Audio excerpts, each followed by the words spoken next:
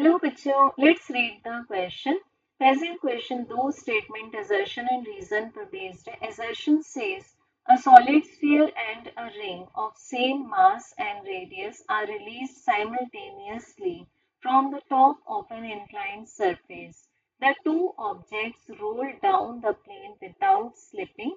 They reach the bottom of the incline with equal linear speeds. और बच्चों reason में कहा गया है decrease in potential energy for both is same. So first of all तो हम देखेंगे एजर्शन. एजर्शन में एक ऑब्जेक्ट है हमारे पास सॉलिड स्फीयर और दूसरा ऑब्जेक्ट है रिंग. अब दोनों के मासेस सेम है तो मान लेते हैं m ईच मास एंड दोनों की रेडियस भी सेम है, इसको मान लेते हैं r. अब बच्चों हमें कंसीडर करना है एक इंक्लाइन सरफेस का टॉप. तो ये मान लेते हैं इंक्लाइन सरफेस हॉरिजॉन्टल से एंगल बनाता है थीटा और इसके टॉप से हम एक साथ solid sphere as well as ring को रोल करते हैं. तो मान लेंगे कि जो इंक्लाइन प्लेन है वो ब्रॉड है तो एक साथ में हमने क्या क्या रोल कर दिया, सॉलिड स्फीयर एंड रिंग को रोल कर दिया.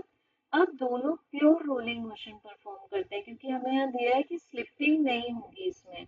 और जब वो bottom of the incline plane पर पहुंचते हैं, जब यहाँ पहुंचते हैं वो ग्राउंड पर पहुंचते हैं तो वो इक्वल लीनियर स्पीड से पहुंचते हैं यानी कि v से. तो हमें पहले चेक करना है एजर्शन करेक्ट है कि नहीं है.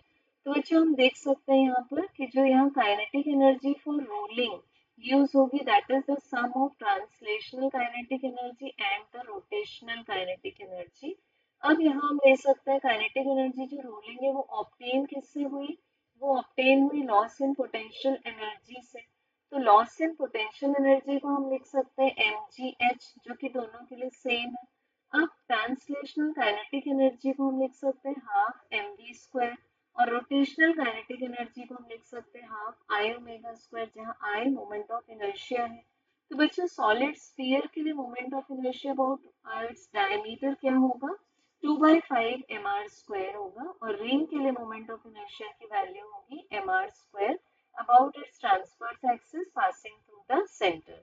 तो बच्चों अब हम यहाँ देख सकते हैं कि हमें जो v का एक्सप्रेशन मिलेगा वो दोनों ऑब्जेक्ट्स के लिए अलग अलग होगा. ऐसा क्यों, क्योंकि दोनों के लिए जो i की वैल्यू है वो सेम नहीं है. i1 is not equal to i2.